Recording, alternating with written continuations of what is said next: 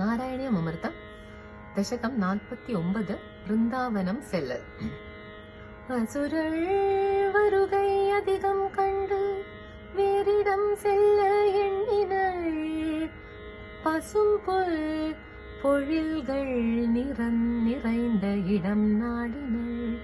அதுவே நின் பிருந்தாவனம் பிருந்தாவனம்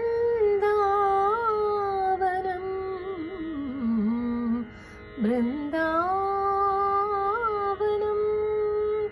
மயில்கள் ஆடும் யமுனை ஓட்டம் கோவர்தன மூட்டம் துயிலும் வனத்தில் துள்ளி குதித்தீர் கன்றன